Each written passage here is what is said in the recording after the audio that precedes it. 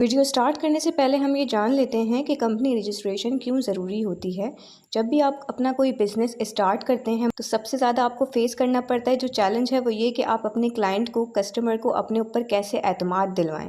एतमाद जीतने के लिए ज़रूरी है कि आप कंपनी को लीगल तरीके से स्टार्ट करें और कंपनी का ऑफिशियल बैंक अकाउंट खुलवाएं। अपने नाम से अपने बैंक अकाउंट में पैसों को ना मंगवाएं, क्योंकि इससे क्लाइंट को ऐसा लगता है कि आप हवाओं में काम कर रहे हैं। तो अपने बिज़नेस को एक आइडेंटिटी देने के लिए ज़रूरी है कि आप जब इतनी मेहनत कर रहे हैं, पैसे इन्वेस्ट कर रहे हैं, तो एक छोटी सी पहचान भी बना लें। कंपनी रजिस्ट्रेशन से पहले आपने एनटीएन बनाना होता है। एनटीएन का मतलब है आसान अल्फाज में कि अब आप नॉन फाइलर से फाइलर होने जा रहे हैं। विदाउट एनटीएन आप अपनी कंपनी को किसी भी कैटेगरी में बिज़नेस स्ट्रक्चर में रजिस्टर नहीं कर सकते। एनटीएन बनाना बिल्कुल फ्री है, गवर्नमेंट की तरफ से इसमें कोई पैसे नहीं लगते। एनटीएन बनाने के लिए सबसे पहले आपने गूगल पे जाना है। टाइप करेंगे आइरिस, IRIS, आइरिस टाइप करके आप सर्च पे क्लिक करेंगे। यहाँ पर आपके सामने FBR का आइरिस ऑफिशियल वेबसाइट खुल जाएगी सामने। इसके ऊपर आप जाएंगे के पे जाने के बाद इस तरह का इंटरफेस आपके सामने खुलेगा। यहाँ पर आप साइट पे जाएंगे तो आपको एक छोटा सा फॉर्म नज़र आएगा जिसमें लिखा है रजिस्ट्रेशन नंबर एंड पासवर्ड। अगर आपने ज़िंदगी में कभी एनटीएन बनाया है तो आप अपना रजिस्ट्रेशन नंबर यानी कि अपना CNIC नंबर और पासवर्ड यहाँ पे डाल के लॉगिन कर सकते हैं। लेकिन अगर आपने कभी भी एनटीएन नहीं बनवाया, कि आप यहाँ देखेंगे साइट पे ई इनरोलमेंट और न्यू रजिस्ट्रेशन लिखा हुआ है, आप ई इनरोलमेंट पे जा सकते हैं। ई इनरोलमेंट पे क्लिक करेंगे आप तो आपके सामने यहाँ पर एक फॉर्म खुल जाएगा। इस फॉर्म में आप देखेंगे सबसे पहले आपसे CNIC नंबर आपका पूछा जा रहा है। एक CNIC नंबर पे एक ही एनटीएन बनता है और दोबारा नहीं बना सकते। तो आप यहाँ पर अपना CNIC नंबर टाइप करेंगे जो भी। उसके बाद जब आप ये नंबर टाइप करेंगे तो नेम के कॉलम में खुद ब खुद आपका नाम जो है वो रिफ्लेक्ट हो जाएगा। ठीक है, नीचे अगर आप देखें तो करंट सर्विस प्रोवाइडर लिखा हुआ है और साइट पे सेल नंबर लिखा हुआ है। मतलब आपका जो भी मोबाइल नंबर है उसका जो मोबाइल नेटवर्क है वो आपने सेलेक्ट करना है। आप अपना नंबर टाइप कर लेंगे, जो भी आपका नंबर है। अच्छा, जो भी आप अपना फ़ोन नंबर यहाँ पे डाल रहे हैं वो आपके CNIC के ऊपर रजिस्टर होना ज़रूरी है। ऐसा ना हो कि CNIC पर कोई और नंबर रजिस्टर हुआ है और आपने कोई और यहाँ पे डाल दिया। तो सेम नंबर आप यहाँ टाइप करेंगे, दैन वही नंबर आप कन्फर्म सेल नंबर वाले कॉलम में भी टाइप कर देंगे। उसके बाद नीचे देखेंगे ईमेल एड्रेस का यहाँ पर आपको कॉलम दिख रहा है। ईमेल एड्रेस में आप अपना ईमेल एड्रेस डालेंगे। Same email address confirm email वाले कॉलम में भी आपने डालना है। ठीक है, जो भी आपका ईमेल एड्रेस है। उसके बाद यहाँ पर आप ये टाइप कर लेंगे कोड और सबमिट पे जाएंगे। अच्छा, सबमिट पे जब आप जाएंगे तो मैं आपको ये बता दूं कि जब आप सबमिट करते हैं तो आप FBR की तरफ से आपको 2 कोड्स मिलते हैं। एक कोड आपका ईमेल एड्रेस पे आता है और एक कोड आपका मोबाइल नंबर पे आता है। जो कोड मोबाइल नंबर पे आता है वो ईमेल एड्रेस पे नहीं आता। मतलब FBR 2 अलग अलग किस्म के कोड भेजता है आपको और वो दोनों कोड कंफर्म करने होते हैं आपने। सबमिट पे जब आप क्लिक कर देते हैं तो उसके बाद आपको ये एक कॉलम देता है ईमेल एड्रेस वाला कोड टाइप करने के लिए और SMS वाला कोड टाइप करने के लिए। जब आप दोनों को टाइप करके सबमिट कर देंगे तो फिर ये यहाँ पर कंफर्मेशन वेरिफिकेशन हो जाएगी। एक दफ़ा वेरिफिकेशन हो जाएगी तो आप दोबारा से आइरिस का पोर्टल खोलेंगे और सामने जो आपको फॉर्म दिख रहा होगा वहाँ आपने रजिस्ट्रेशन नंबर और पासवर्ड डालना है। देखें, जब वेरिफिकेशन हो जाती है तो आपको FBR की तरफ से ख़ुद आपके ईमेल एड्रेस पे और नंबर पर पासवर्ड और ID भेजा जाता है। ठीक है, वो पासवर्ड और ID आपने यहाँ पर रजिस्ट्रेशन नंबर के अंदर डालना होता है। जो आपका CNIC नंबर होता है वही आपका रजिस्ट्रेशन नंबर होता है और पासवर्ड जो है वो FBR आपको ख़ुद प्रोवाइड करता है। तो सेम वो FBR से मिला हुआ पासवर्ड आपने यहाँ पे डाल के अपनी ID लॉगिन करनी है। जैसे ही आप लॉगिन करेंगे तो फिर आपके सामने कुछ इस तरह का इंटरफेस खुल के आएगा। ये आपके सामने इंटरफेस खुल के आएगा।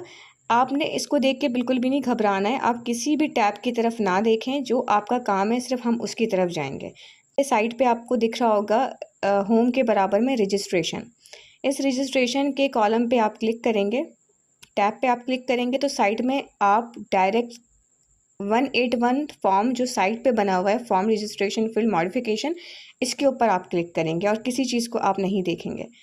जैसे ही आप इस पर क्लिक करेंगे तो आपका जो CNIC नंबर रजिस्टर हुआ होगा वो ऊपर आएगा और नीचे टैक्स पीरियड वो आपसे पूछेगा। टैक्स पीरियड का मतलब ये है कि अगर आपने इस साल अपनी कंपनी शुरू की है तो आप नेक्स्ट ईयर यहाँ पे डालेंगे, जैसे 2026, ठीक है, ताकि 2025 से 26 का हिसाब FBR आपका रखे, ठीक है। सेलेक्ट करके आप कंटिन्यू पे जाएंगे तो आपके पास एक नया इंटरफेस खुलेगा। यहाँ पर जो मालूमात आपने सबसे पहले NTN बनाते हुए सबमिट की होगी वो आएगी। जैसा कि आप यहाँ पर देख रहे हैं कि personal property, business, link, attachment and bank account का कॉलम है। तो मैं पहले आपको प्रॉपर्टी समझा देती हूँ कि प्रॉपर्टी के कॉलम में आपको किस तरह से अपनी प्रॉपर्टी फिल करनी है। प्रॉपर्टी ऐड करने के लिए आपको साइट पे प्लस का निशान दिखेगा। उस प्लस के निशान पे आप क्लिक करेंगे तो उसके बाद आप यहाँ पे अपना एड्रेस फिल कर सकते हैं। ये आपके सामने खुल गया लोकल और फॉरेन। आप पाकिस्तान में हैं तो आप लोकल प्रॉपर्टी टाइप यहाँ पे सिलेक्ट करेंगे। टाइप के अंदर आप सिलेक्ट करेंगे, बिज़नेस कर रहे हैं तो आप कमर्शियल ही रखें तो ज़्यादा बेहतर है। आप कमर्शियल प्रॉपर्टी सिलेक्ट कर लें। कमर्शियल प्रॉपर्टी सिलेक्ट कर लें आप। उसके बाद जो भी आपका कमर्शियल एड्रेस है वो यहाँ डाल सकते हैं आप। यूनिट नंबर डाल दें। उसके बाद एरिया, जो भी आप XYZ एरिया है आपका वो एरिया आपने डाल दिया। सिटी आपने डाल दी। कैपेसिटी के अंदर आप जाएंगे। कैपेसिटी के अंदर अगर आप ओनर हैं प्रॉपर्टी के तो ओनर डालेंगे, या फिर आपने रेंट पे लिया हुआ है ऑफिस तो आप रेंट, ये टेनेंट और फ्रेंचाइज वगैरह को सिलेक्ट कर लेंगे। एक दफ़ा आपने अपनी प्रॉपर्टी ऐड कर दी है, उसके बाद अब हम बिज़नेस के कॉलम पे जाएंगे। अब आपका बिज़नेस रजिस्टर होगा यहाँ पे, ठीक है। बिज़नेस के कॉलम में आप जाएंगे तो जो पहले से बिज़नेस यहाँ पर मैंने ऐड किए हैं वो आपको शो हो रहे होंगे, आप उसको मत देखें। साइड पे आप देखें प्लस का निशान बना हुआ आ रहा है, उस प्लस के निशान पे आपने क्लिक करना है तो ये आपसे आपके बिज़नेस की इन्फॉर्मेशन पूछेगा। बिज़नेस का नेम आप बताएंगे।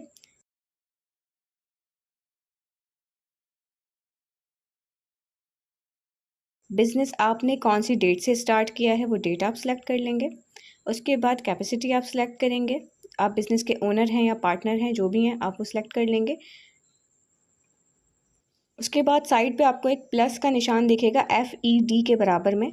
इसका मतलब है कि आप अपने बिज़नेस की नेचर सेलेक्ट करेंगे। यहाँ से सिलेक्शन वाले कॉलम पे आप जब क्लिक करेंगे तो जितने भी बिजनेसेस की कैटेगरी मौजूद है वो ये सब आपको दिखाएगा। फ़र्ज़ करें कि आप सॉफ्टवेयर हाउस चला रहे हैं, आप यहाँ पे इंफॉर्मेशन टाइप करें तो ये आपको काफ़ी सारी कैटेगरी के ऑप्शंस दे देगा। यहाँ पे आप देख रहे हैं। हम नीचे जाएंगे तो यहाँ पे लिखा हुआ आ रहा है information and communication software publishing, ठीक है। आप इसे सिलेक्ट कर लें या जो भी आपको बेटर लगता है उसे आप सिलेक्ट करें। उसके बाद ऊपर आप देखेंगे प्रिंसिपल एक्टिविटी। प्रिंसिपल एक्टिविटी का मतलब है कि आपका बिज़नेस का जो मेजर काम है, नेचर ऑफ बिज़नेस है, और जो मेजर आपकी एक्टिविटी है वो क्या है। अगर इंफॉर्मेशन एंड कम्युनिकेशन आपकी एक्टिविटी है तो उसको प्रिंसिपल करना है आपने। उसके बाद स्टार्ट डेट सेलेक्ट करके ओके कर देना है। यहाँ से प्लस के निशान से हम और भी एक्टिविटीज़ को ऐड कर सकते हैं। फ़र्ज़ करें आपका बिज़नेस एक से ज़्यादा एक्टिविटीज़ में इन्वॉल्व है तो उसके बाद आपको यहाँ पर जब आपने बिज़नेस ऐड कर दिया XYZ तो ये लिंक बिज़नेस एड्रेस बोलेगा। प्लस के निशान पे आप जाएंगे, उसके बाद अपने बिज़नेस एड्रेस को लिंक करेंगे इसके साथ। जो भी आपने प्रॉपर्टी डाली थी वो आपको यहाँ पे शो हो जाएगी। आप उसके ऊपर क्लिक करके ओके करेंगे तो ये आपका एड्रेस आपके बिज़नेस के साथ लिंक हो जाएगा, ठीक है। इसके बाद नेक्स्ट हमारा काम है अटैचमेंट पे जाने का। लिंक पे नहीं जाना आपने, बैंक अकाउंट पे भी नहीं जाना, अटैचमेंट में जाना है। अब अटैचमेंट में ये आपको 3 चीज़ें शो कर रहा है।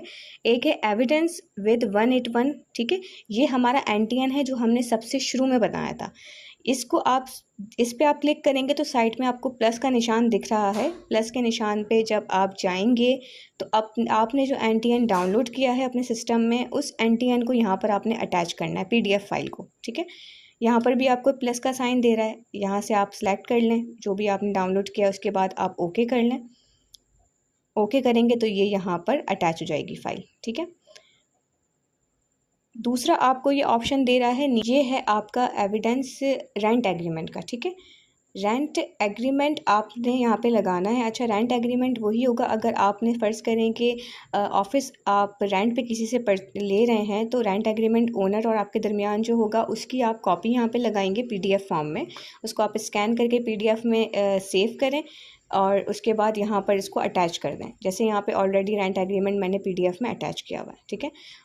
उसके बाद नीचे जो है वो पेड यूटिलिटी बिल है, जो कि 3 महीने से ज़्यादा पुराने नहीं होने चाहिए। जैसे कि अभी मई चल रहा है, तो मई से ऊपर के जो 2 महीने हैं, मिलाकर इन 3 महीनों का आपने यूटिलिटी बिल की पीडीएफ फाइल यहाँ पे शेयर करनी है। ये होंगे वो 3 डॉक्यूमेंट्स जो आपने यहाँ पर अटैच करने हैं। उसके बाद आपका काम हो गया। आपको अब कुछ काम नहीं करना। आपकी कंपनी यहाँ पे सोल के अंदर रजिस्टर हो चुकी है।